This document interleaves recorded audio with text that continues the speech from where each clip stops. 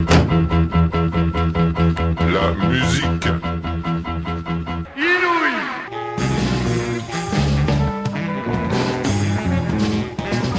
Caravana maximum. Ta gueule, ta gueule. Je me fous du...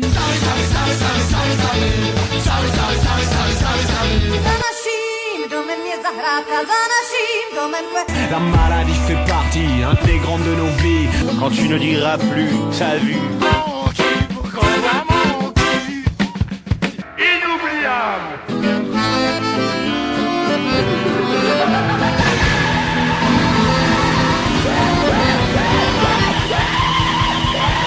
Quel bordel.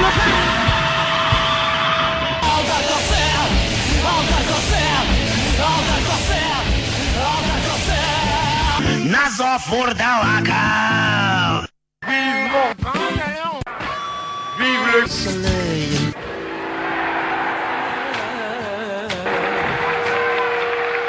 vive Les oreilles. libre.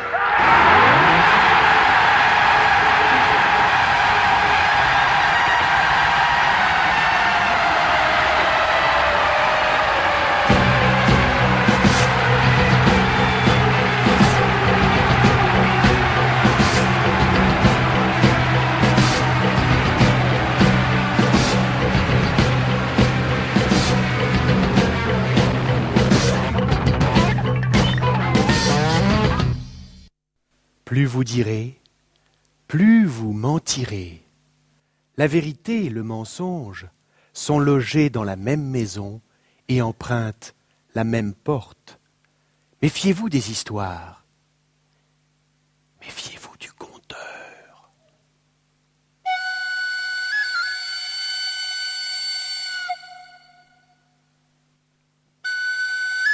Depuis la nuit des temps, l'homme est fasciné par le pouvoir de la parole. Toutes sortes de proverbes sont nés de ce pouvoir. On dit « le sabre a un tranchant, la parole en a 100 ». On dit que la blessure faite par la parole ne se cicatrise jamais. On dit qu'on attrape les mouches avec le miel et les hommes par de belles paroles.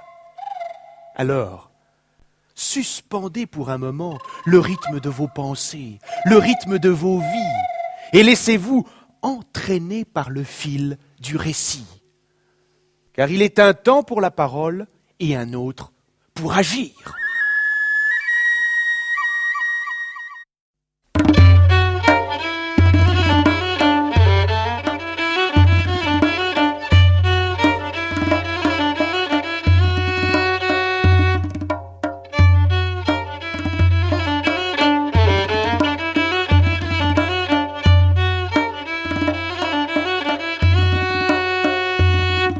Il était une fois un voyageur qui avait marché, beaucoup marché. Il arriva près d'une ferme, une belle ferme. Devant la ferme, il y a un vieil homme, barbu, aux cheveux gris, qui coupe du bois. « Bonsoir mon père, j'ai beaucoup marché, je suis fatigué. Pourrais-je passer la nuit dans ta maison ?» Le vieux lui répond, sans s'arrêter de travailler. Moi je veux bien, mais tu sais, je ne suis pas le père de la maison. Demande à mon père, il prépare le dîner. Dans la cuisine, il y a un homme, un peu plus vieux, à genoux devant la cheminée. Il souffle, il attise le feu sous la marmite. Bonsoir mon père, j'ai beaucoup marché, je suis fatigué. Pourrais-je passer la nuit dans ta maison ? Le vieux se relève, le regarde. Moi je veux bien, mais tu sais, je ne suis pas le père de la maison. Demande à mon père, il est assis dans la grande salle. Dans la grande salle, assis à table, il y a un vieux, encore plus vieux que les deux autres. Il tremble un peu, il claque des dents. Il lit un grand livre posé sur la table, comme un enfant. Bonsoir mon père. J'ai beaucoup marché, je suis fatigué. Pourrais-je passer la nuit dans ta maison ? Le vieux redresse doucement la tête. Moi je veux bien, mais tu sais, Je ne suis pas le père de la maison. Demande à mon père. Il est assis sur le banc près du feu. Sur le banc près du feu, il y a un vieillard tout courbé. Il fume sa pipe. Ses mains tremblent si fort, il peut à peine la tenir. Bonsoir, mon père. J'ai beaucoup marché, je suis fatigué. Pourrais-je passer la nuit dans ta maison ? Le vieillard ne bouge pas. Il regarde les flammes qui dansent dans la cheminée. Moi, je veux bien, mais tu sais, je ne suis pas le père de la maison. Demande à mon père qui est déjà couché dans la chambre.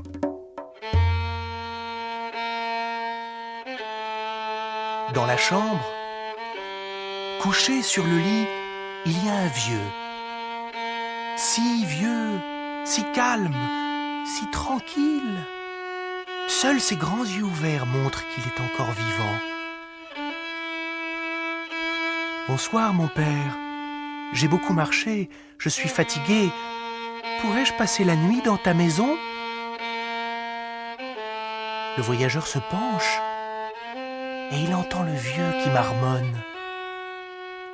Moi, je veux bien, mais tu sais, je ne suis pas le père de la maison. Demande à mon père qui est dans le berceau.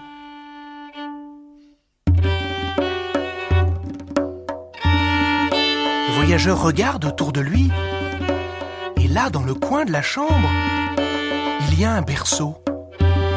Dans le berceau, il y a un être si fripé, si recroquevillé, on croirait un nouveau-né. Bonsoir, mon père. J'ai beaucoup marché, je suis fatigué. Pourrais-je passer la nuit dans ta maison ? Le vieux, tout ratatiné, sourit, il gargouille. Moi, je veux bien. Mais tu sais, je ne suis pas le père de la maison.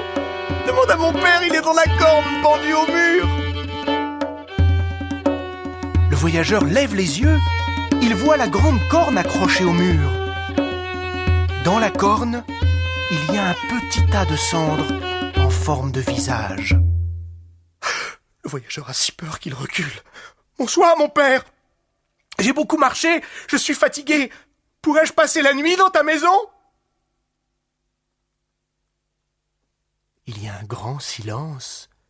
Et puis, une toute petite voix comme un pépiment d'oiseau répond « Oui !»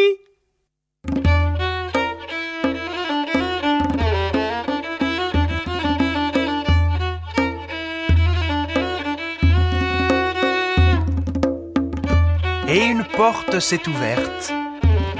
Et là, il y avait une table, avec ce qu'on peut trouver de meilleur à manger et à boire. De la bière, de l'aquavite, et puis un lit couvert de peau de reine. Le voyageur a bien mangé, bien bu, et puis il s'est couché, bien content d'avoir enfin trouvé le vrai père de la maison.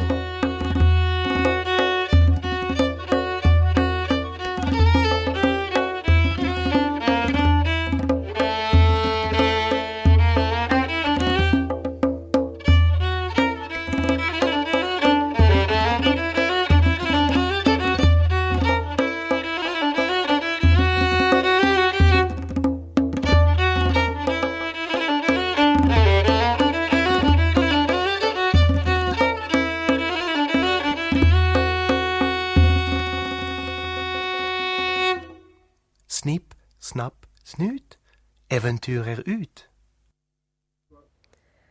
Radio Libertaire, la radio de la Fédération anarchiste, 89.4 FM à Paris et www.radio-libertaire.net dans toute la France, toute la Norvège et le monde entier. Vous écoutez l'émission Les Oreilles Libres, l'émission des musiques et autres expressions singulières et curieuses. Nous accueillons avec joie aujourd'hui Abby Patrix et comme vous l'avez peut-être compris, nous allons parler de contes. Bonjour Abby Patrix. Bonjour, ravi d'être là. Alors, pour commencer, j'aimerais que tu nous parles de ton cheminement pour arriver au conte. Quelles ont été les formations que tu as suivies et quand as-tu décidé que tu serais conteur ? Bon, alors ça commence avec les contes, ça commence toujours dans l'enfance. Donc voilà, mère norvégienne. Après la guerre, elle est venue vivre à Paris. Elle faisait des études de journalisme et de peinture. Elle a rencontré mon père qui était peintre, normand des Beaux-Arts. Et donc quand on était enfant, pour garder un contact avec sa culture, elle faisait ce que tous les Norvégiens font. C'est rituel, on lit à haute voix les contes populaires d'Asbjørnsen et Moe, qui sont 2 collecteurs qui correspondent aux frères Grimm pour la Norvège. Et donc c'est une manière de garder l'identité, la culture et la langue norvégienne. Donc maman nous lisait ces contes. Simplement, nous, on est nés en France. Et à l'époque, c'était pas toujours bien vu de parler 2 langues si jeunes. Donc elle nous parlait pas norvégien, elle nous lisait le norvégien pour les contes, mais ensuite il fallait bien qu'elle les traduise en français pour qu'on comprenne. Et donc on avait cet imaginaire, on va dire, où, pour donner un exemple, par exemple, c'était Ja, det var en gang, 2 lille gutter som var i mørke skogen, og så plutselig kommer en troll. Alors les trolls arrivaient toujours dans l'histoire, ça c'est international, le mot on comprend tous. Et donc nous tremblait de peur déjà, et donc il fallait qu'elle nous traduise. Et c'est là où en fait je pense que maman, sans le vouloir, sans le savoir, était conteuse, était traductrice de l'histoire du norvégien au français. Et nous, on entendait ces histoires dans une langue orale, une langue imparfaite, puisqu'elle ne parlait pas parfaitement français. C'était des fautes, des constructions grammaticales assez poétiques, et puis ces histoires d'un autre monde, que je n'ai comprises que beaucoup plus tard, en allant en Norvège moi-même, et puis en devenant conteur. Donc ça, c'est vraiment, on va dire, le ferment traditionnel, on pourrait dire, que j'ai eu dans mon enfance.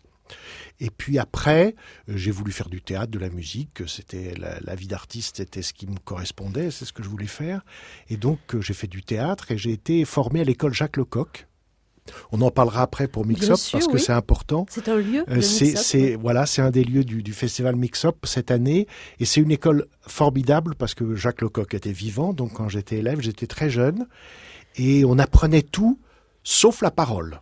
C'était une école qui s'appelait Mime Mouvement Théâtre, où on apprenait le travail collectif, la dimension mythique des grands textes classiques, ripides, grecs. Mais le théâtre de texte, on en faisait très peu. Et puis à l'époque, on racontait pas d'histoire, c'était pas le sujet. Mais ça m'a formé à la notion collective, à la notion créative. Et puis Lecoq nous disait toujours, de toute façon, dans 10 ans, on verra bien ce que vous êtes devenus. Ici, on travaille les fondamentaux, le reste, ce sera votre vie d'artiste. Donc du coup, j'en avais une grande liberté. Moi, j'ai senti une très grande liberté en sortant de cette école. J'ai fait plein de trucs. Du théâtre de rue, du cirque, du théâtre contemporain. J'ai eu la chance d'être un des premiers acteurs à travailler sur les textes de Coltès, qui était un tout jeune écrivain, avec Bruno Beuglin à Lyon. Et puis voilà, donc j'ai vécu plein de choses. Et puis j'ai fait ma propre compagnie, la Compagnie du Cercle, où là, j'ai fait, comme j'avais vu, mon rêve, c'était de travailler comme Peter Brook, moi. Donc j'avais vu des carpet shows où il revenait d'Afrique, où il racontait des histoires, mais théâtralement avec de la musique, sur un tapis, c'était très improvisé. Il jouait ça dans la rue, j'ai dit, mais c'est ça que je veux faire. Donc j'ai fait du carpet show, et puis j'ai rencontré Bruno de la Salle, qui était un rêveur parleur, qui lui s'était mis en tête qu'il fallait raconter des histoires aujourd'hui. Mais il était tout seul, moi j'avais une équipe, on était 5, donc on s'est mis ensemble, et on a lancé ce mouvement du renouveau du conte, j'allais presque dire sans le savoir. Moi, j'ai fait ça sans le savoir. Je voulais juste quelque chose de nouveau, quelque chose de différent de ce que je voyais autour de moi dans le théâtre. Alors, on va parler du renouveau du conte après, mais déjà, merci de l'initier. Alors, justement, là, je voudrais te poser une petite question. Pour le générique, nous avons écouté 2 extraits dans lesquels tu contes. Dans le premier extrait, c'est l'introduction de la guerre des corbeaux et des hiboux. Il y a en quelque sorte une définition du conteur, le conteur comme quelqu'un dont il faut se méfier, et plus loin est évoquée la fascination, le pouvoir qu'exerce la parole. C'est ce que tu penses du conteur et de l'art de conter ? Oui, c'est ce que je pense, et c'est une des premières choses qui m'a frappé, c'était le pouvoir et le risque que je prenais, mais que prenait aussi le public, de venir partager un moment, on va dire, d'une communauté de l'instant, dans lequel on donnait la parole à quelqu'un. Et la force du conteur, et je crois profondément dans cette définition de l'art du conteur, c'est que bien sûr, il y a des choses fixes, bien sûr, il y a un répertoire, mais il y a dans l'instant une capacité de s'accorder avec le moment présent qui est assez phénoménale et qui est d'une liberté dangereuse. Et j'ai compris, par exemple, j'ai vu des exemples dans le passé, dans les Caraïbes, en Chine, en Russie. Pourquoi est-ce qu'on a éliminé les conteurs ? C'est parce qu'en fait, c'était des gens dangereux. Par exemple, en Chine, Mao a éradiqué les écoles de conteurs. Elles étaient très connues parce qu'elles commençaient par raconter un roman populaire. Et puis au milieu du roman, tout à coup, on glissait sur des sujets politiques. Personne ne pouvait rien dire avant la fin de la représentation. C'était trop tard. Donc l'action du conteur, sa liberté de parole, est essentielle, mais elle est dangereuse. Et c'est aussi un appel pour le public de ne pas être complètement, comme on est aujourd'hui, même avec les réseaux sociaux, à être complètement passif et à recevoir quelqu'un qui vous raconte une histoire sans distance. Non, le conteur, il y a une distance que lui prend et que le public peut prendre. Donc, une liberté formidable. Oui. Moi, quand j'ai connu ton travail, c'était dans les années 90 avec les contes de Norvège, justement, et avec Le Compagnon, dont on va écouter un extrait tout à l'heure. Et je me demande si... parce que tu as répertorié aussi quelques contes de Norvège, je me demande si c'est de ta part un besoin de réunir les contes de tes origines, une sorte de quête identitaire. Alors oui, et puis il y a un cadeau, on pourrait dire un cadeau des dieux mythologiques nordiques, c'est que en m'intéressant aux contes, j'ai donc appris que c'était un répertoire mondial, entre autres européen, qu'il est classifié, qu'une thématique a des variantes, qu'on trouve les mêmes histoires dans tous les pays. D'accord. Donc comme conteur, du coup, tu te mets en quête, en recherche pour trouver la variante, la version du conte qui te correspond. Alors Le Compagnon, par exemple, c'est le mort reconnaissant, Grateful Dead, c'est Folgeven, c'est une histoire qu'on trouve dans toutes les traditions du monde, et qui est toujours autour du rapport entre le vivant et le mort, et comment est-ce qu'on rend hommage au mort, et quel va être le retour du mort sur la vie. Donc c'est un thème très important, très fort, et je me suis rendu compte que les versions norvégiennes ayant été collectées très tard, dans des endroits très reculés, sont restées assez authentiques et assez belles. Et je comparais avec d'autres versions européennes et je me disais, ben non, la norvégienne est la plus belle. Et donc je racontais les contes norvégiens aussi par déduction de trouver la plus belle variante. Et puis évidemment, ça avait un effet sur le public qui était qu'il ne connaissait pas cette version-là. Donc c'est un rapport en même temps de séduction, d'intérêt et en même temps d'affirmer une identité, mais aussi l'histoire de l'oralité, tu vois. Oui. Donc, tu t'intéresses à des contes norvégiens, mais à des contes du monde entier. Et, oui. Et comme tu le disais. Et, mais si tu veux, ça vient en fait de déduction. Oui. Tu commences par t'intéresser à quelque chose, et puis après, comme tu vois que ces contes ont irradié dans le monde entier, bah, tu t'intéresses à son irradiation. Voilà. Tu vas voir en Chine pourquoi tu as le même thème. Comment est-ce que les Chinois pensent le lien avec le monde, l'autre monde, tu vois, ça vient en fait par déduction, puis avec l'âge. Donc alors, il y a une universalité des contes. Oui, il y a une universalité, absolument. Oui. Et de toutes sortes, pas seulement traditionnelles. Il y a des croisements tout à fait étonnants. On voit qu'il y a des histoires qui ont traversé le monde. Alors, évidemment, on sait qu'il y a la route de la soie où les marchands se baladaient en racontant des histoires. Donc, ça venait de l'Inde. Par exemple, les corbeaux et les hiboux que tu as utilisés au début, c'est devenu Ésope pour les Grecs, c'est devenu Kalila et Dimna pour toute l'Afrique du Nord, c'est devenu La Fontaine qui lui dit avoir puisé dans Bitpai, qui est un sage indien, qui est une traduction allemande, qui est passée en anglais qu'il a eu. C'est-à-dire que là, on est dans... Les sources sont infinies, personne n'a la pureté d'origine, c'est déjà du mélange. C'est terriblement politique, non ? Ça ressemble à bien des questions d'aujourd'hui. Ouais, on en parlait tout à l'heure. on va en reparler d'ailleurs. Et je rebondis sur ce qu'on dit là pour te poser la question du recueil. du recueil des contes. Alors, tu parlais de tradition orale, mais alors, toi, en tant que conteur, tu recueilles des contes oraux, écrits, et comment ça se passe? Comment on fait? On doit reconnaître que s'il n'y avait pas eu, fin 19e, un immense travail de collectage qu'ont initié les frères Grimm, par exemple, en Europe, on aurait certainement perdu beaucoup de choses. Donc moi, je suis un conteur, on va dire, oral, qui puise en grande partie ses sources dans l'écrit, mais pas de n'importe quel écrit. L'écrit, c'est la transcription, le collectage de contes traditionnels transmis par l'oralité. Donc ils ont un genre quand même. Voilà. J'ai par exemple travaillé sur le cas de Buzzati. C'est une nouvelle hyper connue. Et je me suis dit, est-ce qu'on peut considérer Buzzati comme un conteur contemporain, un écrivain? Et comment je vais faire pour adapter quelqu'un qui a mis toute son attention dans le choix des mots, dans la langue, etc. Buzzati, dans cette histoire-là, on sent que c'est imprégné d'une trame, certainement d'une légende de marins. Et donc, oui, c'est possible de, en même temps, rendre hommage à Buzzati, mais raconter l'histoire différemment et reconnaître Buzzati comme un transmetteur. Après, si les gens veulent lire le texte de Buzzati, ils vont le lire. Mais moi, je raconte la trame. Donc, l'oralité, c'est un rapport entre le fixe, le libre, le passé, le présent. C'est un champ d'expérimentation extraordinaire. Hein. Oui. Justement, tu sais, tu parles de Buzzati et moi, je voulais te parler d'un autre romancier, de Jean-Bernard Puy, dont tu as adapté un extrait de la série... Poulpe. Le Poulpe, ouais, de la série policière qu'il a imaginée.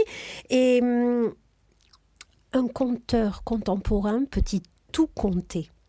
En tout cas, comme personne ne peut lui dire ce qu'il doit faire, oui et non, il n'a qu'à essayer. Moi, j'essaye. À l'histoire du Poulpe, on peut en parler un petit peu parce Oui, que, bien sûr. quand même, c'est une histoire incroyable. On s'est retrouvés un jour dans un colloque avec les nouveaux conteurs, ça s'appelait. Et ils avaient invité Puy en disant, oui, mais les polars, c'est les nouveaux conteurs aujourd'hui, et vous, les conteurs traditionnels, vous êtes vioques, vous êtes dépassés, c'est fini, quoi. Et donc évidemment, ça m'a provoqué. Et je lui ai dit, et si je racontais un polar, est-ce que je serais un vieux conteur ringard, etc. Il me dit, un polar, qu'est-ce que tu voudrais faire? Je lui ai dit, est-ce que tu me donnes l'autorisation de faire un poulpe? Elle me dit, essaye. Ouais. Et en fait, le poulpe, c'est une charte. C'est une charte où normalement, jamais aucun écrivain n'en fait deux. Bon, ils en ont quelques-uns quand même. Oui. Mais donc je lui dis, laisse-moi la possibilité d'en faire un. Donc j'ai travaillé avec Julien Taubert, qui est un jeune conteur, qui était aussi assez écrivain et qui adore le polar. Et tous les deux, on a fait une version d'un poulpe qui ne sera pas publiée malheureusement dans leur collection. Je ne sais pas très bien pourquoi. Ils ne veulent pas le publier. Mais en tout cas, nous, on en a fait une version en respectant la charte, le personnage, les événements, les valeurs.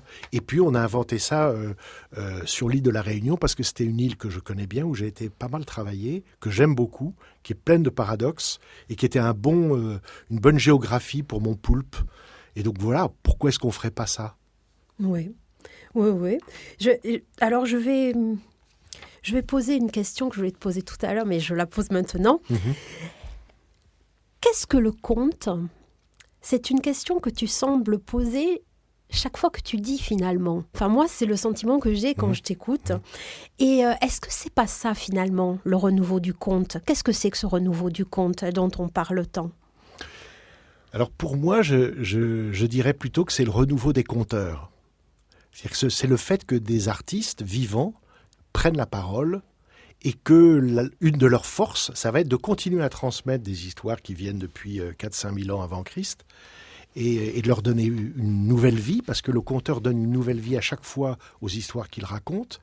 Et le conte lui-même, il nous échappe à tous, il est partout. Il est dans le cinéma, le théâtre, la musique. Mais le conteur, c'est un être vivant qui porte avec toute sa chair, tout son être, l'envie de partager un récit. Et je trouve que ça, aujourd'hui, d'abord, c'est une chance de pouvoir le vivre, et c'est une chance que dans ce monde qui semble très très loin de ça, comme souvent les paradoxes les extrêmes sont là pour se réunir. En fait, il y a une soif de ça, je sens les gens être juste là à écouter quelqu'un et faire travailler son imagination. C'est quand même formidable.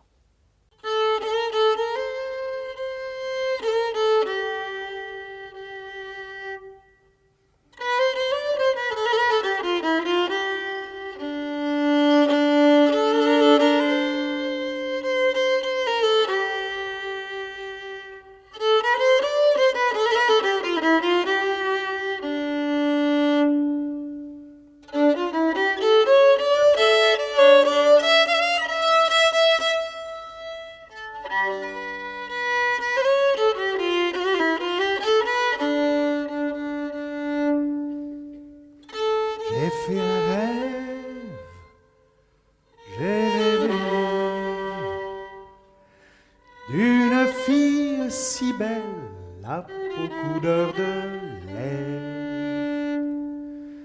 J'ai fait un rêve, j'ai rêvé d'une fille si belle, les lèvres rouges sang.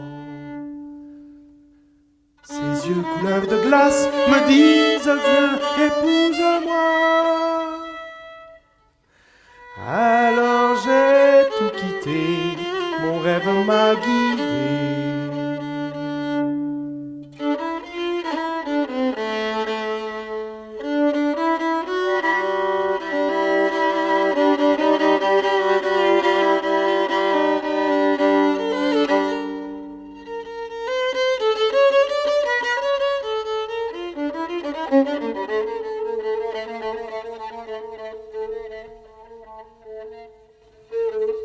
Il était une fois, tout au nord de la Norvège, dans un pays recouvert par la neige plus de 6 mois de l'année, il y avait une ferme. Et dans cette ferme, il y avait un garçon. Et ce garçon, il fit un rêve. Et dans son rêve, il voit le visage d'une fille. Et cette fille, elle a la peau comme le lait. Elle a les lèvres comme la rose et elle a les yeux couleur de ciel. Elle est belle. Quand il se réveille, l'image de cette fille est là, si vivante. Il court voir sa mère, lui dit « Mère, j'ai rêvé d'une fille, elle est si belle. Son image est encore là, si vivante. Comment pourrais-je vivre sans elle ?» Sa mère lui dit « Mon fils, je suis heureuse pour toi. Heureuse que tu rêves. Heureuse que tu rêves d'une fille, c'est bon signe. Si tu rêves d'elle une deuxième fois, on en reparlera. » Le soir, le garçon s'endort. Le même rêve, la même image. Cette fille avec cette peau couleur de neige, avec ses lèvres couleur de sang, avec ses yeux couleur de glace. Elle est tellement belle. Quand il se réveille, l'image est là devant lui si vivante que vivre sans elle n'aurait pas de sens. Il va voir sa mère, lui fait « Mère, j'ai rêvé une deuxième fois de la même fille, je vais tout quitter et partir à sa recherche. » Et sa mère lui dit « Mon fils, rêver c'est bien, mais tout quitter pour un rêve, c'est dangereux. Si tu rêves d'elle une troisième fois, on en reparlera. » Bien, dit le fils, et il s'allonge et s'endort tout de suite. Le même rêve. Quand il se lève, il va voir sa mère, sa décision est prise. Il vend tout ce qu'il possède. Il prend l'argent, il embrasse sa mère et il part. Il part à la recherche de son rêve.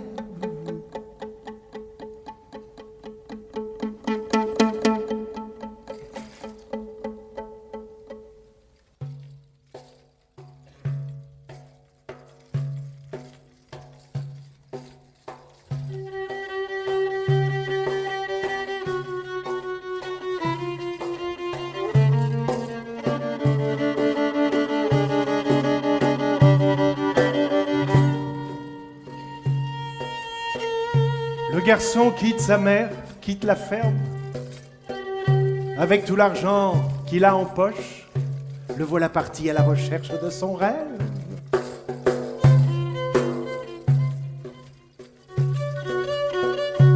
Il marche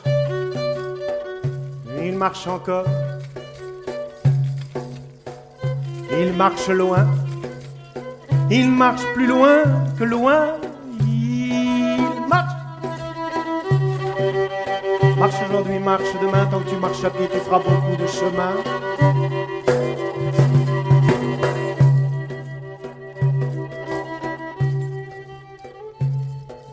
Il marche des jours, il marche des nuits, des semaines. Quand il est fatigué, il n'a qu'à fermer les yeux.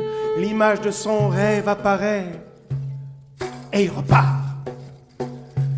Il traverse des saisons, il traverse un hiver, un printemps. Et voilà que la neige retombe à nouveau sur la terre de Norvège. Il marche encore. Il traverse des forêts de bouleaux, des forêts de sapins, des forêts sans fin. Il marche et marche encore. Un jour, il arrive dans un pays où toutes les routes sont droites. Marche, marche encore. marche aujourd'hui, marche demain. Tant que tu marches à pied, tu feras beaucoup de chemin.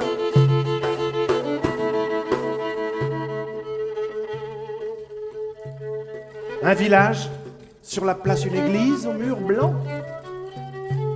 Et devant l'église un bloc de glace. Et dans le bloc de glace, le cadavre d'un homme. Et tous les gens du village qui passent devant le bloc de glace crachent sur le cadavre. Radio Libertaire, la radio de la Fédération anarchiste 89.4. Vous écoutez l'émission Les Oreilles Libres et nous recevons aujourd'hui Abby Patrix. Alors Abby, dans ton répertoire, il y a des héros comme le Compagnon dont on vient d'écouter un extrait, mais aussi Toshtuk de l'épopée kirghize R. Toshtuk, Loki ou encore Per Gynt. Alors, s'ils ne sont pas tous des héros, ce sont des figures marquantes. Des figures, ce sont de grands personnages, quoi. Comment les as-tu choisis ?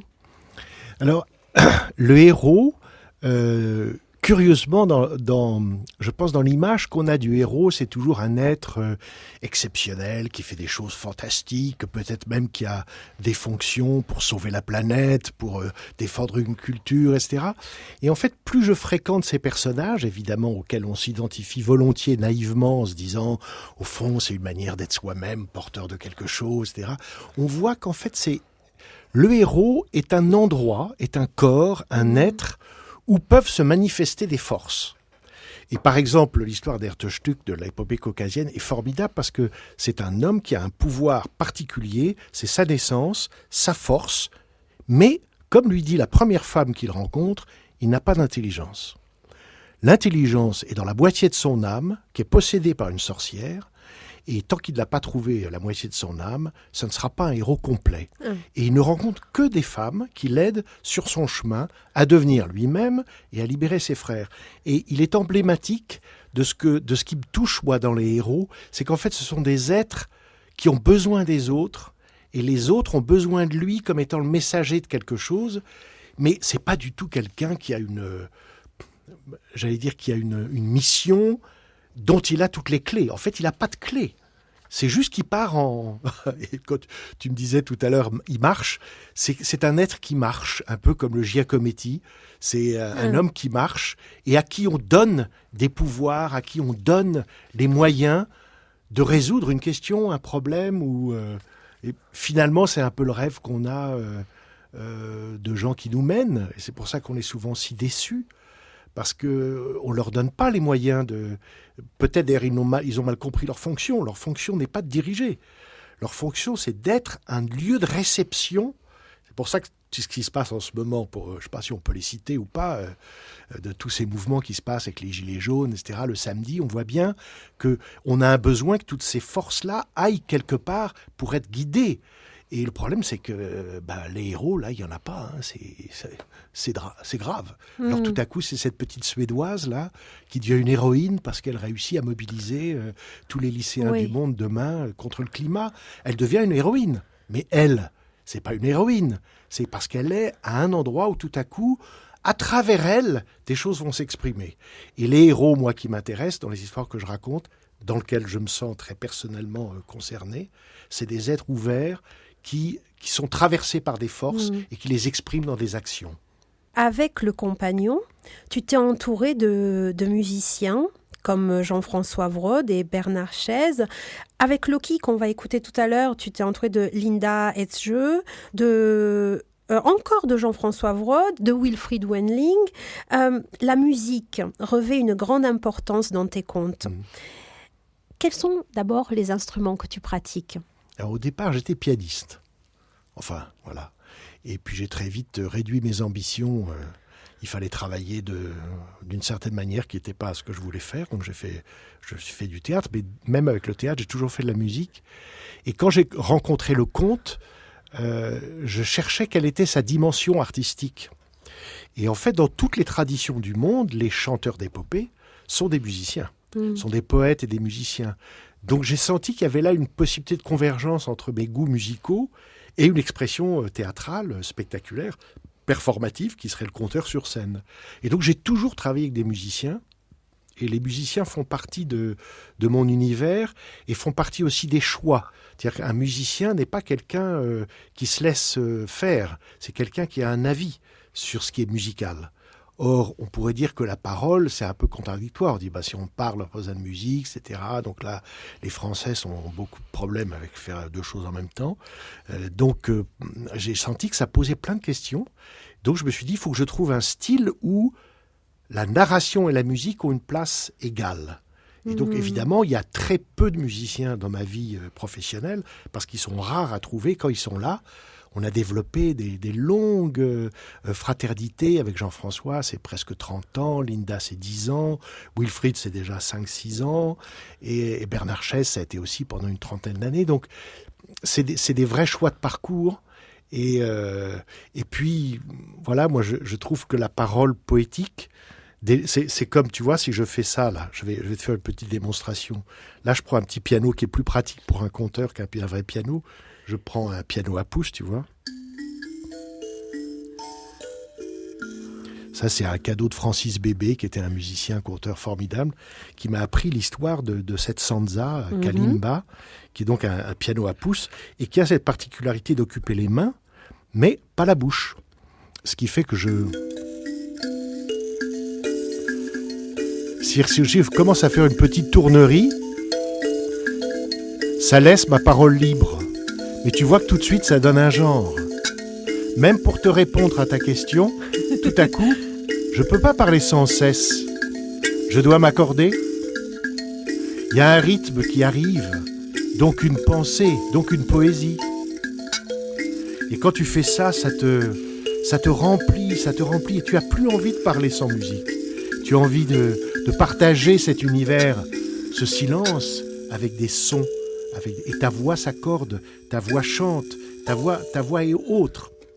Après, si c'est posé, que c'est fini, maintenant on discute, et puis t'as vu, dès que je discute, la voix change de tessiture, tu te mets à parler tout le temps, il n'y a plus d'espace, il n'y a plus d'air, et la musique a perdu sa fonction, et c'est pour ça que j'adore la musique. D'accord, mais justement... Donc tu as, on vient de le voir, une façon de compter qui est très musicale. Quelquefois tu chantes carrément, quelquefois d'abord elle affleure le chant, quelquefois hop tu montes dans le chant, voilà. Avec tous les conteurs ne font pas ça. Non, mais c'est un style, c'est un choix. Oui. C'est un choix technique aussi, c'est-à-dire que pour faire ça il faut le faire. Et ça demande beaucoup de travail. Mon professeur de Sansa m'a fait travailler ça devant la télé pendant l'hiver. Il disait, c'est comme les vieilles dames qui font du tricot, tu vois. Tu prends ça et tu dois jouer et faire autre chose en même temps. Parce que ça demande une dissociation technique. C'est comme les gens qui jouent la guitare et qui chantent. Ça a l'air simple quand on les voit. Quand on essaye soi-même, on se fait... Ouh là là, ah oui d'accord, Deux choses en même temps, bonjour le travail. Ça a l'air tout à fait naturel. Moi, les gens me voient jouer de la Sansa et raconter, ils se disent ah ouais c'est super, alors ils essayent après, et le résultat c'est 3 coups de Sansa, et ensuite on parle un peu, parce que les choses en même temps, ça demande une pratique, donc c'est un style, c'est un choix de travail. Moi j'aime ça, et voilà. Oui, tu as également une pratique corporelle que tu mets en jeu quand tu comptes. D'ailleurs, pour Loki, tu as travaillé encore avec Pascal Houbin. Ouais. Je trouve que tu as une manière de compter qui est musicale, mais aussi gestuelle, ne serait-ce que dans ta voix. Une scénographie, en fait, vocale. Tu vois ce que je veux dire ? Oui, mais c'est drôle. Alors, est-ce que c'est notre tendance rationnelle suite à Descartes, cette idée d'avoir séparé les fonctions, mais pour moi, quelqu'un qui raconte, c'est son corps qui raconte, son être entier. Donc je ne peux pas raconter avec les mains sur les genoux, immobile. Moi, j'ai besoin de bouger, j'ai besoin de respirer, et j'ai besoin d'espace. Alors, est-ce que c'est Lecoq ? Est-ce que c'est l'histoire de Mime Mouvement Théâtre qui est toujours là ? C'est possible. Mais je pense que les conteurs traditionnels sont beaucoup plus physiques qu'on ne le pense. On a une image de la tête et de la parole comme une chose mentale. Pour moi, le conteur, c'est un corps entier. Et on va dire la musique, le mouvement, la danse, le chant, tout ça, ça fait partie de la même oralité. Il n'y a pas de raison de séparer tout ça. C'est la même chose. Kappende il, gallende kroken. Bijna bogen brennen logen. Orm ringla. Kappende uurgalende Brurrende kroken. breisla. Bressende bogen brennen logen. Leikende bjarnle Kappende uurgalende kroken. Bressende bogen brennende logen. Kappende uurgalende kroken. Les dieux en ont assez. Les géants ne cessent de réclamer le monde pour eux seuls. Ils disent que le monde a été créé avec le corps de leur père et que donc tout leur appartient. Ils veulent Utgord, Midgord, Asgard. La menace ne fait que se grandir. Les dieux ne savent pas quoi faire. Brestne båge brenne låge. Gapende ull, gallende kråke. Un jour, un homme se présente devant les dieux avec son cheval. Il dit qu'il a un plan. Il veut construire une forteresse tout autour d'Asgore, une forteresse de pierre. Elle sera si haute, si épaisse, que les géants ne pourront pas y pénétrer. Et pour cela, il a besoin de 18 mois de travail. Et comme récompense, il veut le soleil, la lune et la déesse Freya en mariage. Vous écoutez Les Oreilles Libres sur Radio Libertaire, la radio de la Fédération anarchiste. Aujourd'hui, nous accueillons avec grande joie Abby Patrix. Alors, tu as créé une compagnie, la Compagnie du Cercle, avec un répertoire, des compagnonnages et des collaborateurs. Pourquoi la nécessité d'une telle structure ? Suite justement à cette école, je pense que à l'école Jacques Lecoq, on était poussé à créer des formes indépendantes, d'être porteur de sa propre aventure artistique. Donc monter des compagnies, c'était normal. En plus, à l'époque, et toujours aujourd'hui, c'est un mode de financement très important, hein. Et donc j'ai suivi le chemin d'une compagnie théâtrale. Je me suis installé dans un théâtre. Et donc on n'est pas seul. Les équipes, les musiciens, j'ai travaillé avec des dramaturges, j'ai travaillé avec des techniciens, avec les gens de la communication, du théâtre, le public. Donc on n'est pas seul. On n'est jamais seul. Et une compagnie, c'est un endroit formidable pour rassembler des gens. Il y a des gens qui sont plus fixes, d'autres qui sont plus de passage. Ça permet des aventures théâtrale, musicale, qu'on n'aurait pas si on n'était pas seul. Et puis, moi, j'ai été quasiment autoproducteur de tout mon travail, toute ma vie. Parce que personne ne m'a jamais demandé de faire ce que je voulais faire. Je l'ai fait et je me suis battu pour le faire. Et pour ça, il faut une compagnie indépendante. Donc ça, cette dimension-là est importante. Et elle reste importante aujourd'hui, où on me demande... Et je pense que c'est vraiment d'ailleurs une de mes qualités, parce que tu vois, j'ai parlé des contes, de cette attention au passé, aux choses qui traversent. Et là, pour moi, ce qui est important, c'est que ça continue. Donc les jeunes, c'est super important. Et donc j'en prends à la compagnie en compagnonnage et j'essaye de leur faire traverser des expériences que moi, j'ai traversées comme créateur et leur donner l'opportunité d'élargir un peu leur champ de perception de ce que peut être l'art du conte aujourd'hui. D'accord. Comment tu procèdes, en fait ? Quels sont les dispositifs que tu mets Alors, en place ? j'ai une aide du ministère qui s'appelle Compagnonnage. J'en prends 3 pendant 1 an. Ils participent aux activités de la compagnie. Ils participent au festival Mix Up. Et puis, je leur... là, par exemple, cette année, on va travailler sur chacun un conte de 20 minutes. Et on travaille sur la recherche, les variantes, le style personnel, les images symboliques, le pourquoi, le choix de l'histoire, leur vie intérieure, comment ils vont l'exprimer. Donc on travaille un peu sur le fondement même de l'art du conteur. Et moi, je les interroge, je les aide, je les pousse, je leur fais rencontrer des gens, je leur donne des idées, on dialogue. Il y avait, à un moment donné, j'ai vu un travail avec l'art radiophonique. Ben c'est avec la mise en circuit, avec Wilfried Wendling. Quand on s'est rencontrés, il était un peu stupéfait, il ne connaissait pas l'art du conteur et il s'est dit mais c'est un endroit formidable pour travailler. Et surtout, je pense qu'avec Wilfried, c'était cette relation publique qui nous intéressait. C'est-à-dire qu'à travers la relation avec les conteurs, la musique électroacoustique, la musique contemporaine, qui a une difficulté d'accès au public, qui a un public assez restreint, avec le conteur, ça élargit un peu la possibilité et ça nous permet de vivre des aventures assez surprenante aussi. On n'imaginerait pas un conteur avec la musique électroacoustique. Oui. Et tu vois, ce que tu as mis comme extrait avec Linda, c'est magique, quoi. Parce que Linda, elle est chanteuse, percussionniste, mais ce qu'elle joue, c'est pas un marimba, c'est pas un vibraphone, c'est une table électroacoustique que Wilfried Wendling a inventé avec elle. Et c'est Wilfried qui a fait les sons électroacoustiques que Linda joue tout en chantant en vieux norrois. Donc il y a la langue ancestrale de la mythologie nordique, langue mal récupérée par beaucoup de mouvements extrémistes que je ne citerai pas, etc. C'est pour ça que j'ai voulu absolument raconter les mythes tels qu'ils sont. Et le personnage de Loki comme un vrai perturbateur et non pas comme une sorte de motif symbolique d'extrême droite. D'accord, oui. Qui est terrible. Alors, on voit bien que ce côté contemporain, moderne, avec le conte est tout à fait possible et même très bienvenu.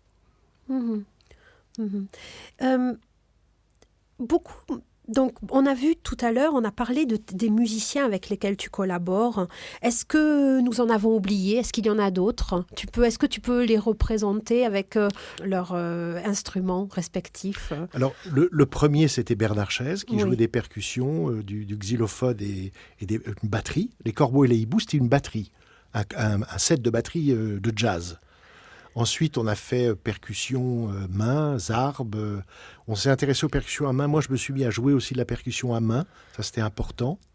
On a rencontré Jean-François qui a amené tout l'univers du violon. Ouais. Violon naturel, mais aussi violon électroacoustique. On a commencé à l'époque ce qu'on appelait des boucles, où à lui tout seul, il pouvait faire quasiment un orchestre. Et puis après, j'ai travaillé avec donc Linda Etche, percussionniste suédoise, chanteuse. Et puis Wilfried, qui est on va dire le musicien le plus récent dans le paysage de ce que je traverse. Et on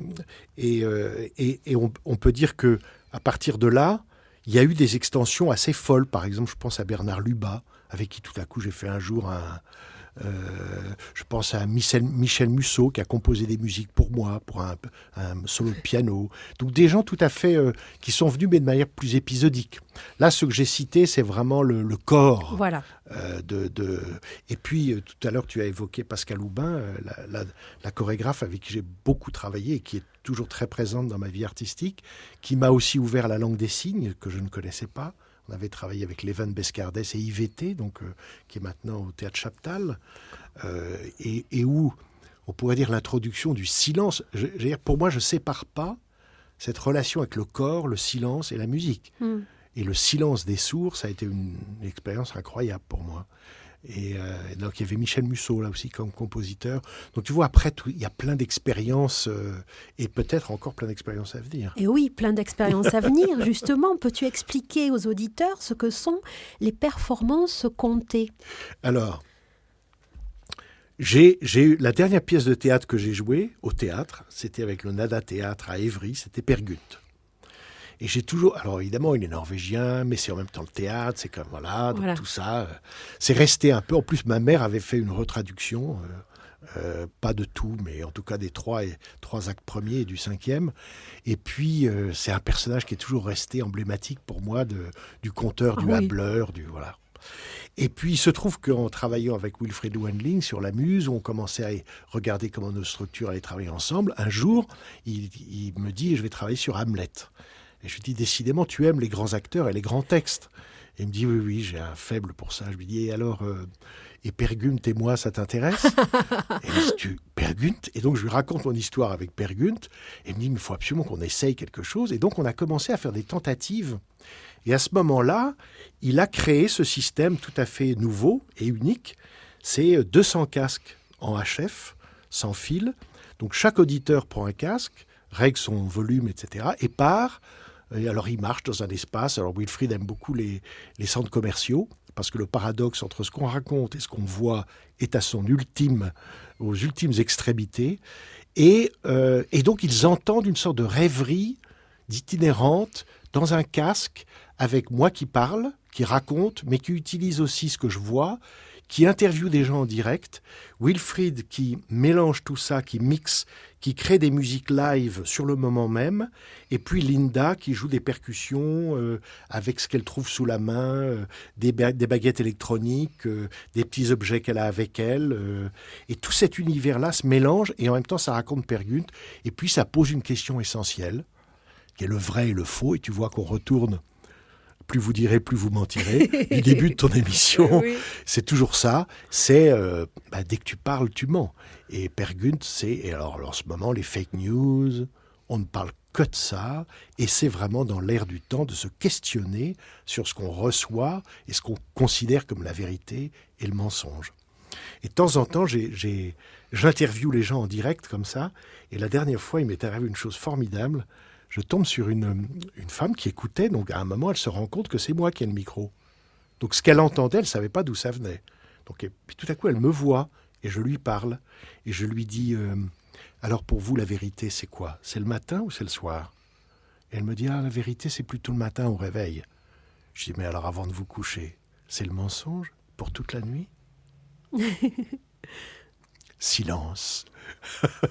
C'est des aventures comme ça qui se passent parce que les gens ils se laissent, comme ils sont dans l'intimité du rapport visuel avec moi et du micro, ils ne se rendent pas compte qu'il y a peut-être 200 personnes qui les écoutent, mais ils ne les voient pas.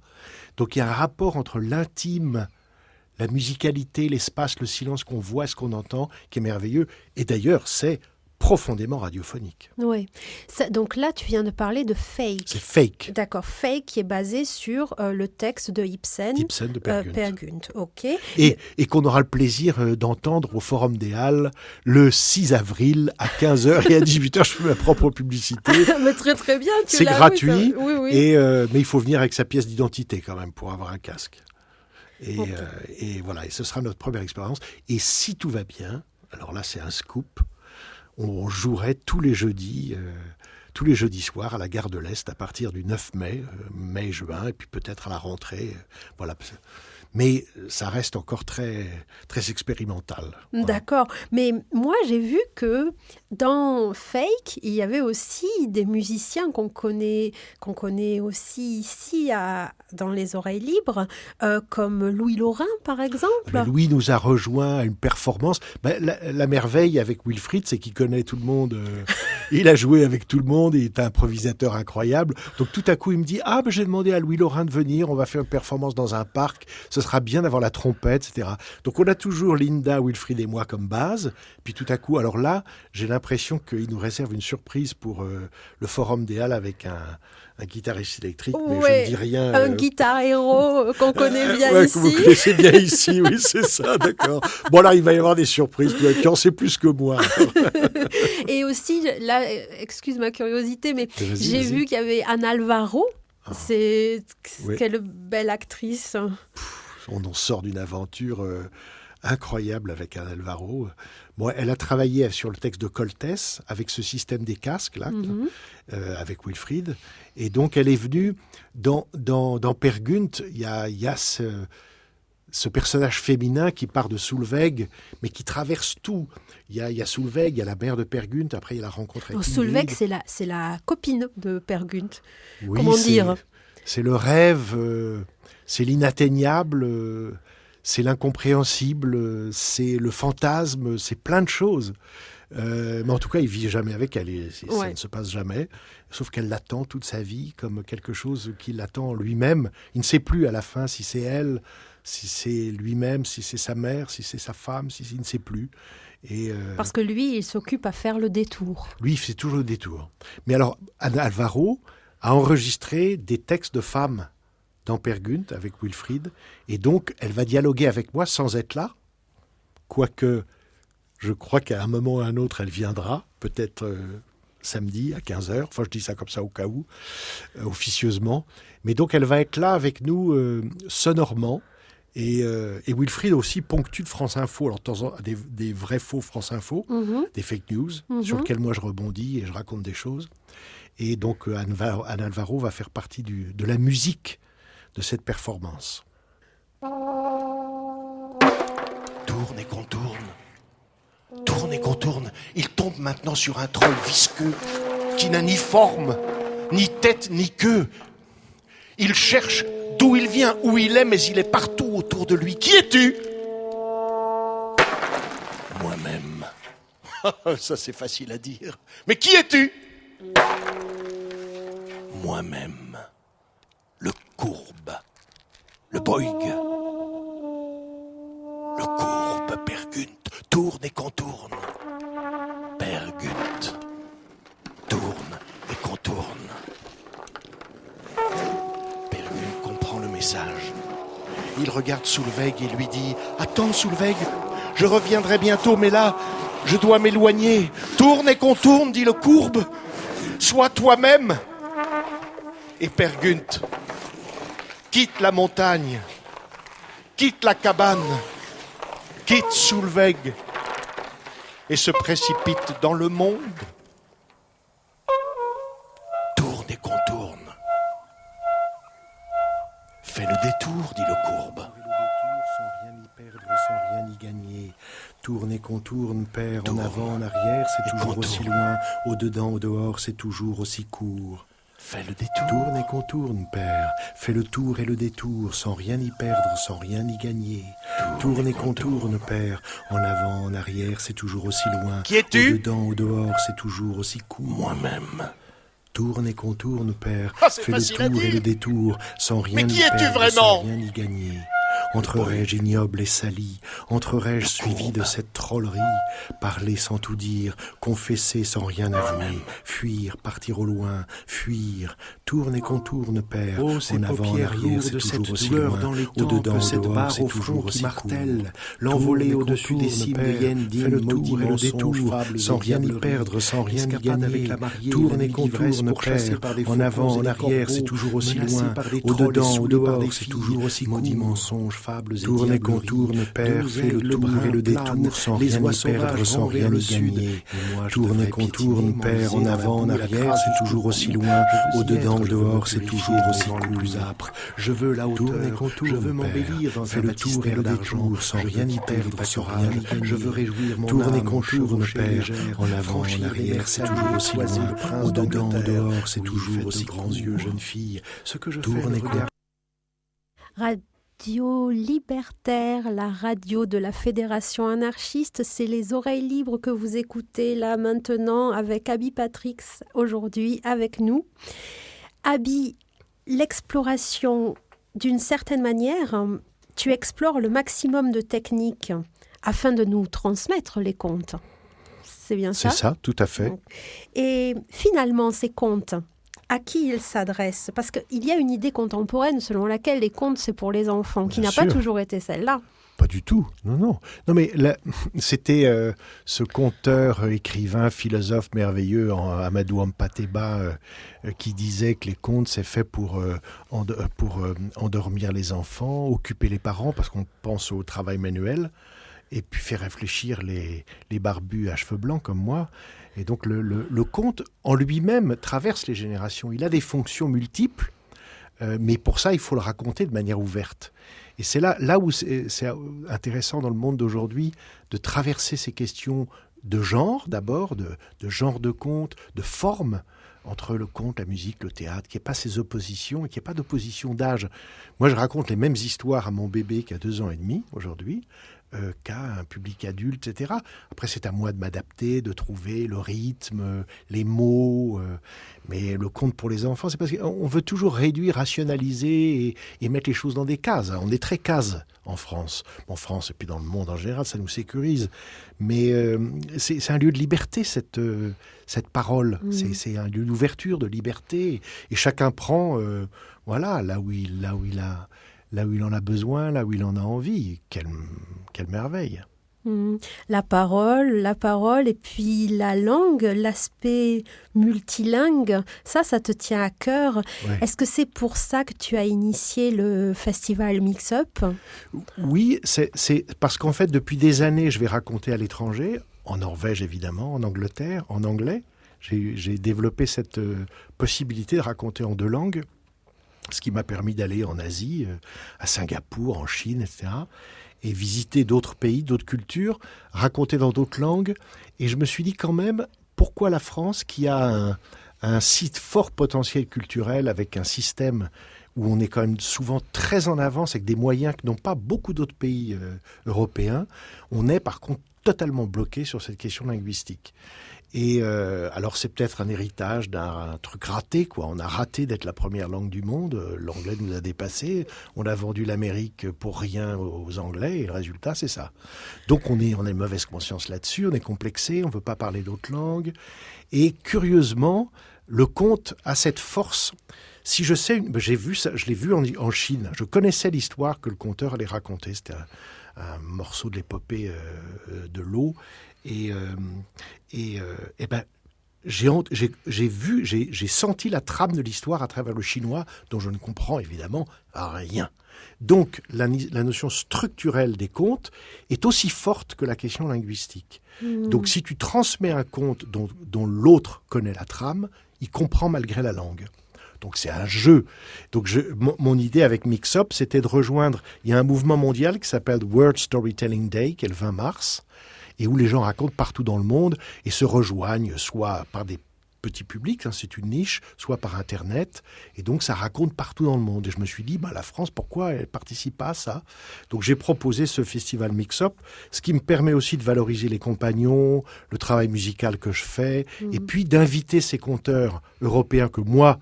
je croise quand eux m'invitent, de pouvoir leur rendre l'appareil et de les inviter ici.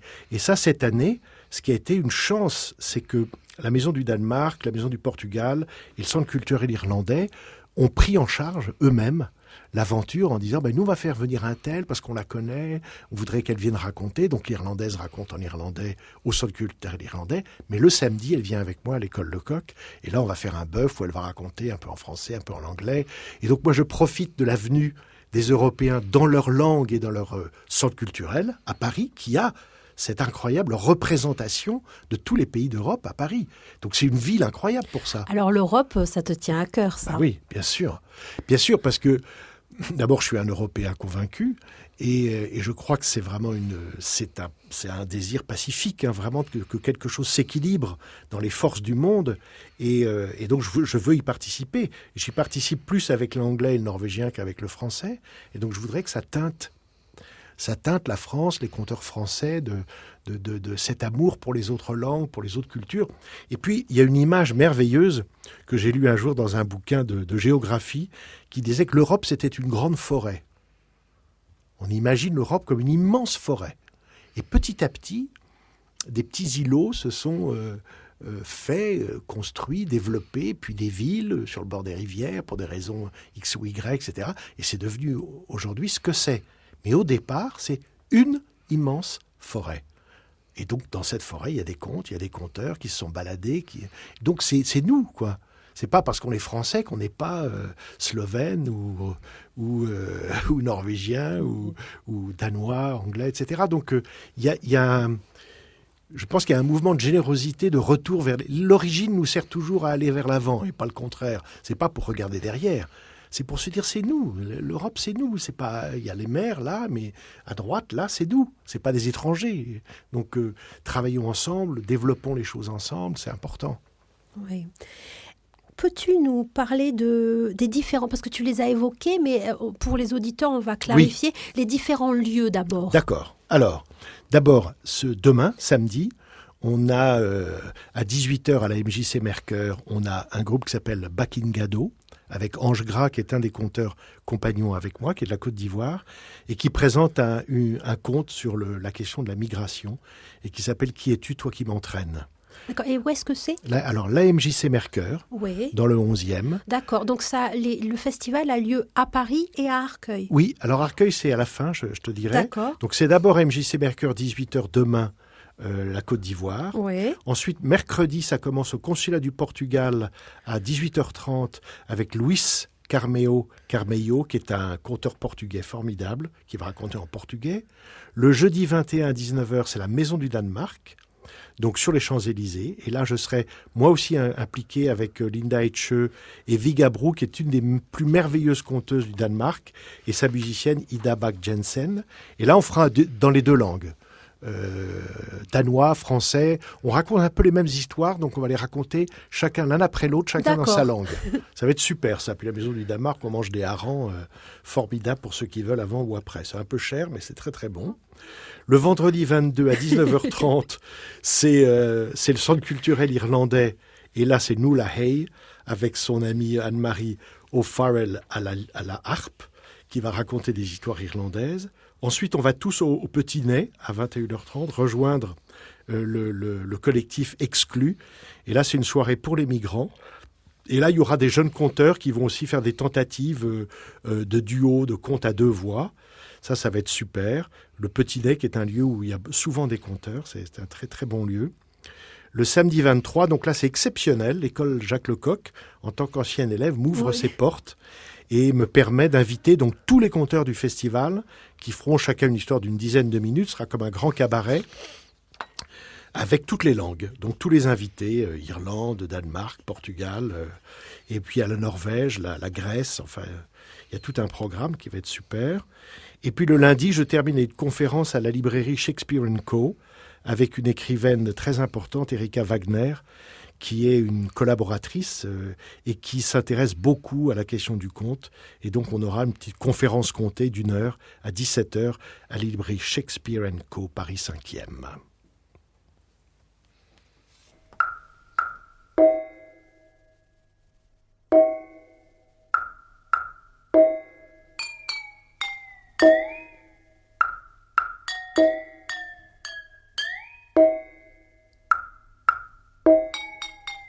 Ils sont vieux maintenant. Encore un hiver de passé. L'homme et la femme se regardent.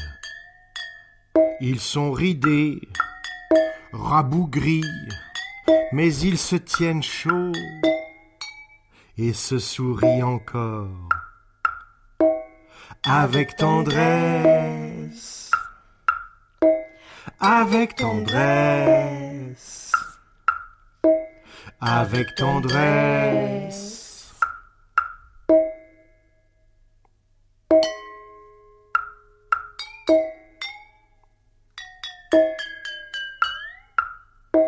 Ce matin-là, il y a du printemps dans l'air.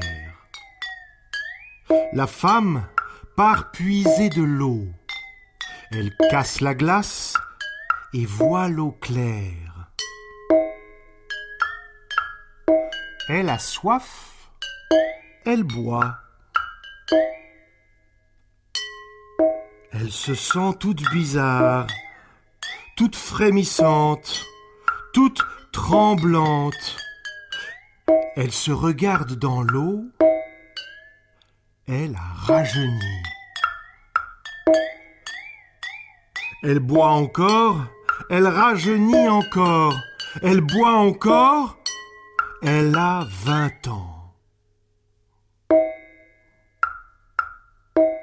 Comme elle est belle, comme elle est belle, comme elle est belle.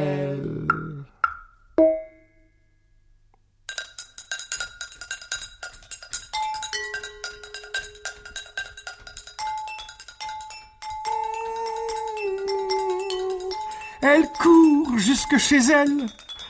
Elle appelle son mari. Il n'en croit pas ses yeux. Il retrouve son amour d'enfance. Il chante, il danse, il s'embrasse, il s'enlace, ils se réjouissent.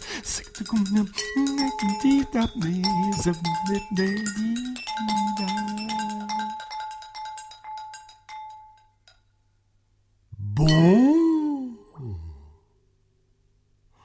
pourquoi pas lui? Il se dépêche vers le puits.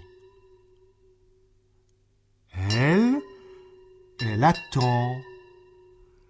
Elle se fait belle. Elle se réjouit de le retrouver jeune et beau. Elle attend encore, elle attend.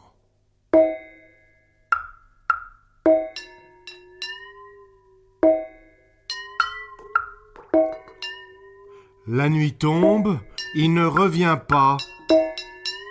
Pourquoi ? Elle s'inquiète, court jusqu'au puits. Il y a là un bébé d'1 an qui pleure. Elle prend le bébé dans ses bras. Elle comprend. Il a trop bu. Il a trop bu.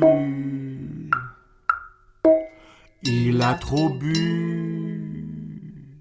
On a parlé du festival Mix Up qui va avoir lieu à partir du samedi 16 mars. Oui, c'est ça.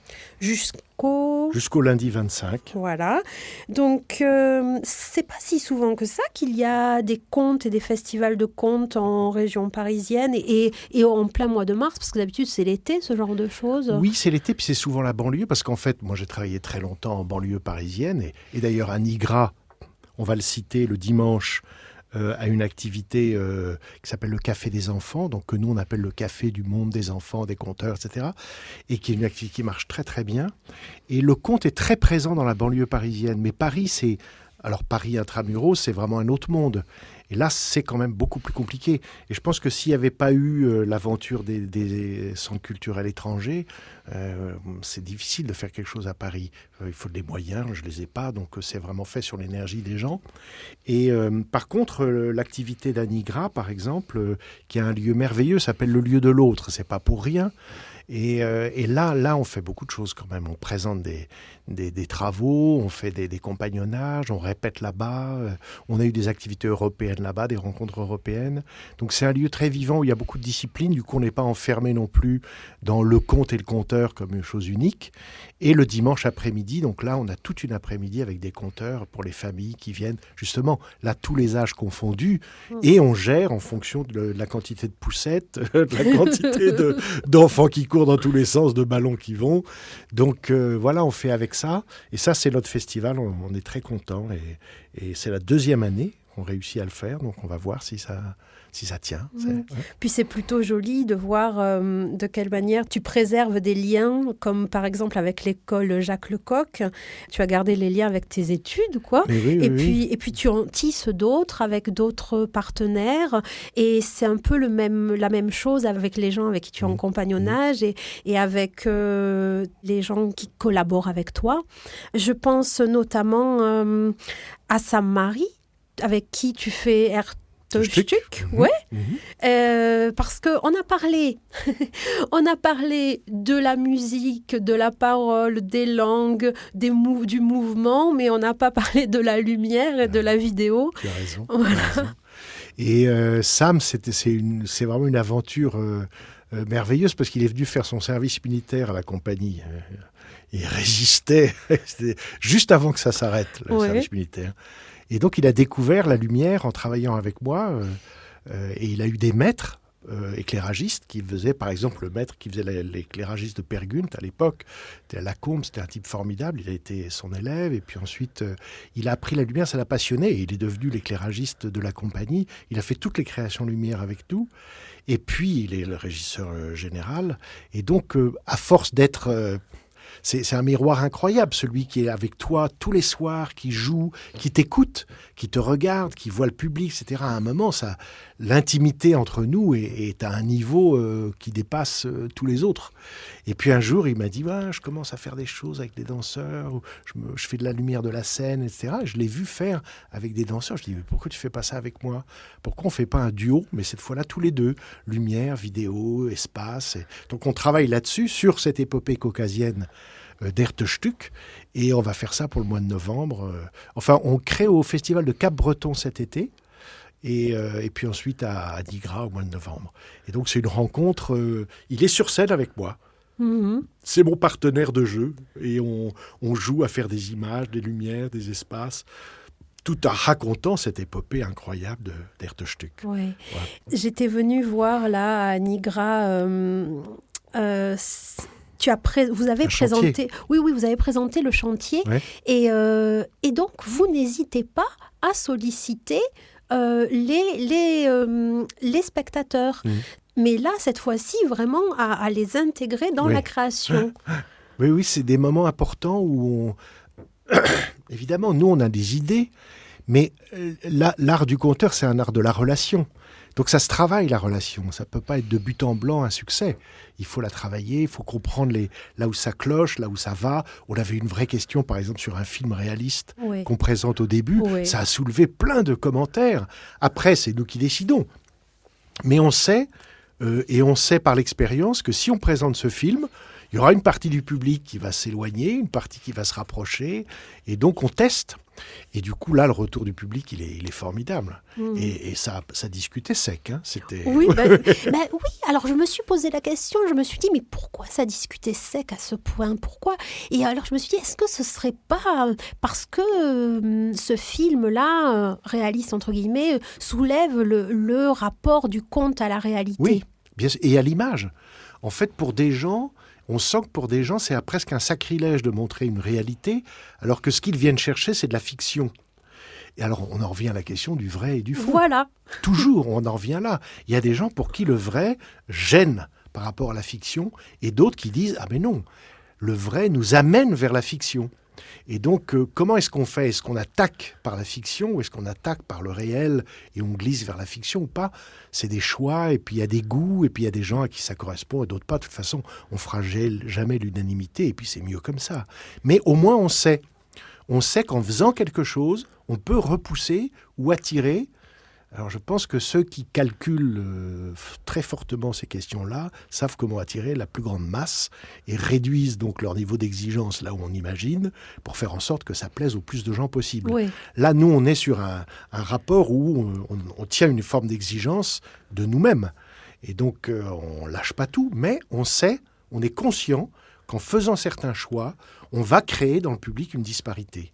Donc, ça fera partie de l'expérience. Et justement, j'en viens à mon avant-dernière question. Dans quelle mesure, Abby Patrix, le conte peut-il nous éclairer sur le réel? Évidemment, ce qui est transmis dans les histoires, c'est de la fiction réelle, c'est de la fiction basée sur l'expérience humaine. Donc c'est bourré d'informations organiques, réelles, d'expériences, d'êtres vivants. Donc on peut dire que les expériences racontées dans ces fictions peuvent aider un être humain d'aujourd'hui à vivre les siennes, à reconnaître des choses. Il y a un moment merveilleux où la mère de Per Gynt, dit « À force de mentir, tu crées des réalités qui nous dépassent tous et on ne sait plus ce qui est vrai, ce qui n'est pas vrai, etc. » Je pense que le conte, il n'est pas là pour donner... Il n'est pas là pour fermer des images, il est là pour créer des familiarités, des ouvertures, des questionnements et faire en sorte que notre vie soit plus consciente des paradoxes qui nous animent et qui nous traversent en permanence. Et c'est pour ça que j'adore ce dieu de Loki dans la mythologie, c'est lui que je voulais raconter, parce qu'il crée, il détruit en même temps. Et à chaque fois qu'il détruit, il doit recréer quelque chose. Ça ressemble un peu à ce que nous sommes, nous, dans notre nature humaine. On crée des choses, ça détruit des choses. Comment on recrée après avoir détruit? C'est la question du monde d'aujourd'hui. Le Ragnarök, la fin du monde nordique, ça n'est qu'une manière de montrer comment on peut tout détruire. Alors, est-ce que c'est ce qu'on veut faire aujourd'hui? Ouais. Pour terminer, est-ce que tu veux bien nous donner l'ensemble, nous donner les dates de tous tes projets, si tu les as en tête? Alors, la première chose, c'est Mix Up. Oui. Ça, maintenant, on a toutes les infos. Oui. Ensuite, rendez-vous le 6 avril au Forum des Halles à 15h et à 18h pour l'expérience itinérante sous casque Fake. Ensuite, il y a tous les jeudis, mai et juin, à la gare de l'Est, je pense vers 18-19h à peu près, Fake, toujours. Et puis après, c'est au hasard des tournées. Je vais partir un peu à l'étranger. Je vais à Marseille. Mardi prochain, je raconte Le Compagnon à la Criée, à la Scène nationale de Marseille. Et puis je retourne fin mars à Lieu public avec Fake. Ça, c'est pour Marseille, mais c'est loin d'ici. Et puis voilà, après, j'ai un site. Oui, Abby voilà. Patrix, on tape mon nom sur la Compagnie du Cercle. Et là, ça raconte tout ce qui se passe en Europe. Il y a une rencontre européenne cet été. Enfin, il se passe plein de choses. Je ne suis pas difficile à pister si on me cherche. Oui, Abby Patrix, Compagnie du Cercle. Eh bien, on se dit Au revoir. au revoir. À bientôt. À très bientôt. Merci beaucoup, Abby Patrix. Merci de cette traversée avec toi. Et merci à Christophe, à la technique. Ouais, avec bravo nous. Christophe, avec tout ce qu'on t'a envoyé et tous ces différents niveaux, ces expériences live, en studio, tout ça, gérer tout ça, bravo, super.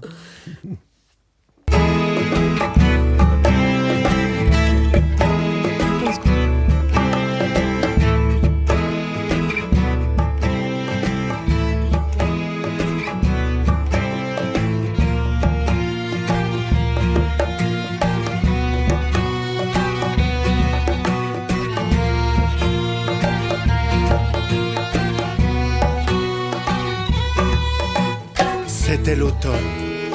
Je cherchais quelque chose à faire. C'est alors que je vis un homme sortir, ramasser du petit bois pour son feu. Voilà qu'il trouve une belle branche et se penche pour la ramasser. Elle s'envola et se transforma en oiseau. Quand il se retourna vers le tas de branches qu'il avait ramassées, elles étaient toutes en train de voler en cercle. Elles volaient haut dans les airs.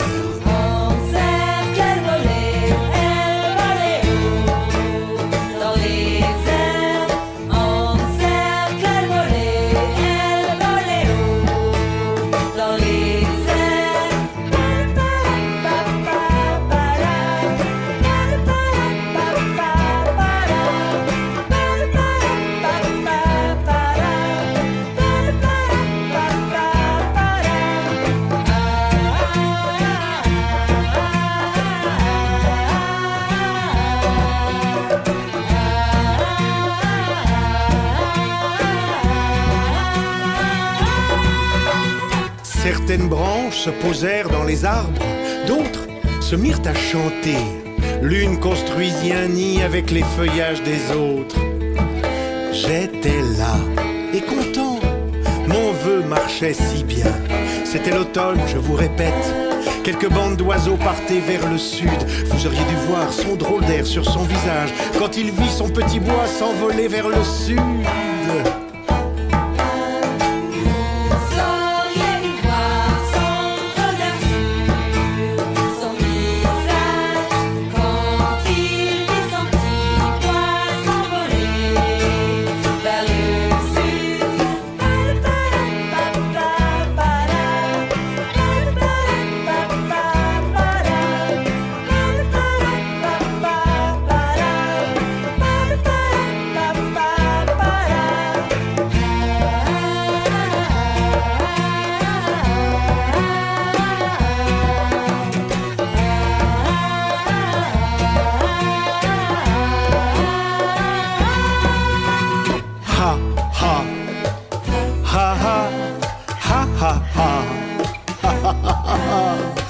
Encore un bon tour à faire l'année prochaine à quelqu'un d'autre.